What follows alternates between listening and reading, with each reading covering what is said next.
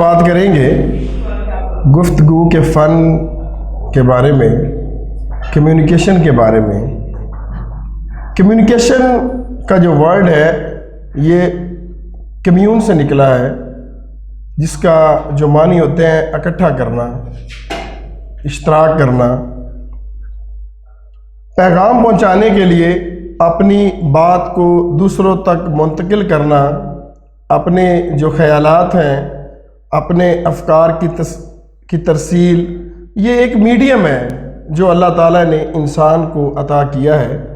باقی مخلوقات کی اگر ہم بات کرتے ہیں تو ان میں بھی کمیونیکیشن جو ہے وہ موجود ہوتی ہے۔ اگر ہم ایک بلی کی بات کرتے ہیں تو بلی بھی ایک خاص طریقے کے ساتھ اپنے بچوں سے کمیونیکیٹ کرتی ہے، اپنے مالک کو ایک خاص طریقے کے ساتھ وہ بلا رہی ہوتی ہے، اس کا شکریہ ادا کرتی ہے۔ پہاڑ بھی کمیونیکیٹ کرتے ہیں، پتے بھی کمیونیکیٹ کرتے ہیں، اور سمندر کی جو لہریں ہیں وہ بھی کمیونیکیٹ کر رہی ہوتی ہیں۔ لیکن جاندار اشیاء اور انسان کی جو کمیونیکیشن ہے اس میں ڈیفرنس ہے۔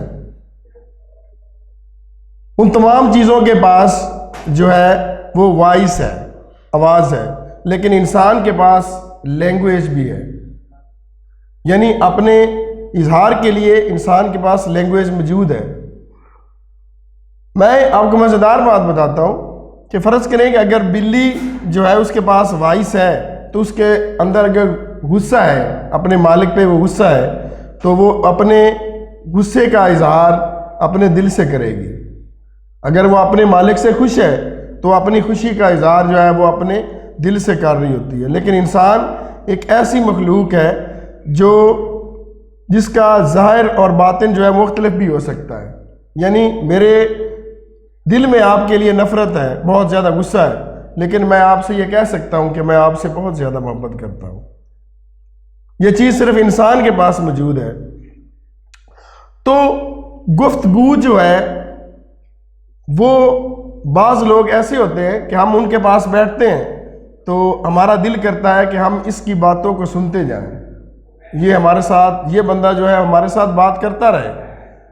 لیکن کچھ لوگ ایسے ہوتے ہیں جس سے ہم دور بھاگتے ہیں کہ ایک دفعہ ان سے گفتگو کر لی ہے، اب اللہ کرے کہ دوبارہ اس بندے کا سامنا ہم سے نہ ہی ہو۔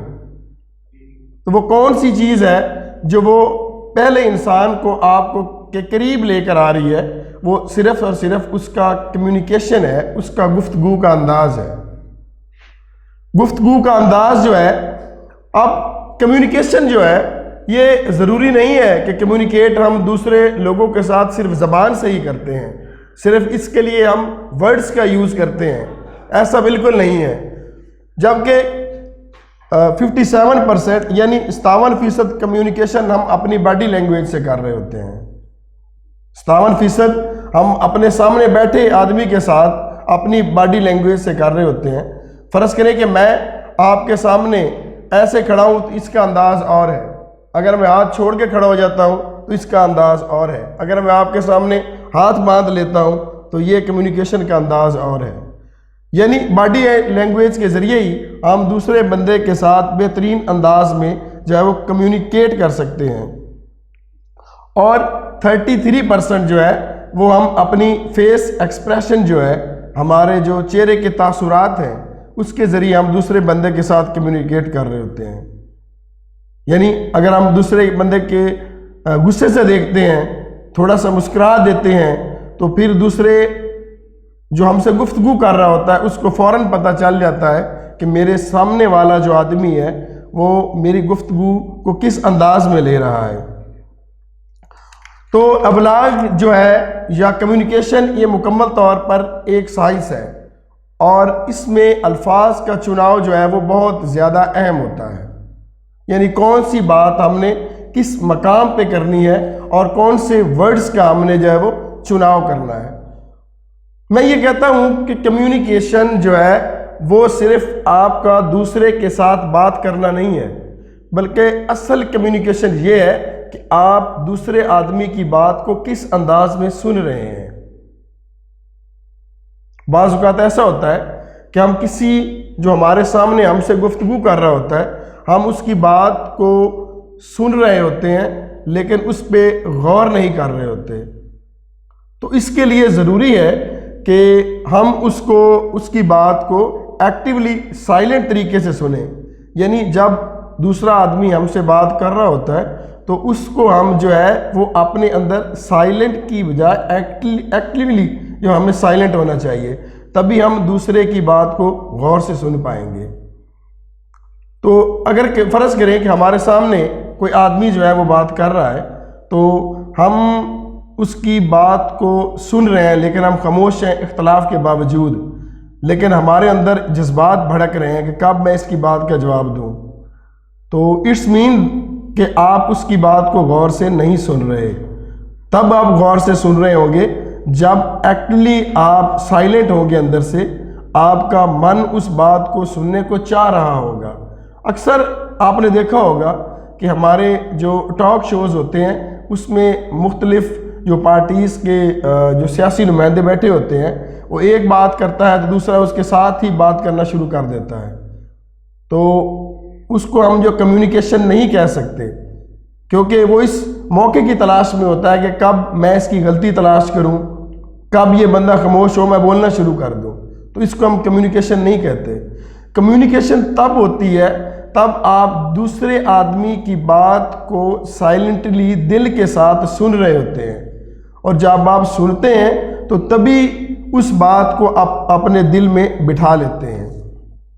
کوئی گفتگو کا انداز بہت سے طریقے ہیں, تو بہترین گفتگو کا انداز یہ ہے کہ آپ جس آدمی کے ساتھ گفتگو کر رہے ہیں آپ اس کو اس کے نام کے ساتھ پکاریں, بلکہ بار بار اس کے نام کے ساتھ اس کو پکاریں. اس سے دوسرے آدمی کے اندر خود اعتمادی پیدا ہوتی ہے. جب آپ سے کوئی بات کر رہا ہوتا ہے تو آپ کی جو آنکھیں ہوتی ہیں نا اس کے چہرے کی جانب ہونی چاہیے اور اس کی آنکھوں کی طرف ہونی چاہیے.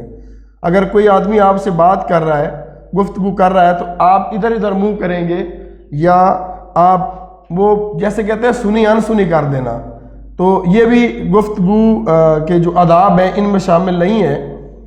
تو گفتگو کے دوران دوسرے آدمی کے سے ایسے سوالات نہ کریں جن کا جواب انہیں ہاں یا نہ میں دینا پڑے, بلکہ ایسے سوالات کرنے چاہیے جس کا آپ کے سامنے والے بندے کو بات کرنے کا موقع جو ہے وہ ملتا رہے. جب گفتگو کرنی ہے تو دوسرے آدمی کے مزاج کے مطابق اس سے گفتگو کریں. اس کے مزاج کو پرکھیں کہ وہ زیادہ تیز ہے, غصے والا ہے یا نہیں ہے, اس انداز سے اس کے ساتھ جو ہے وہ بات کرے.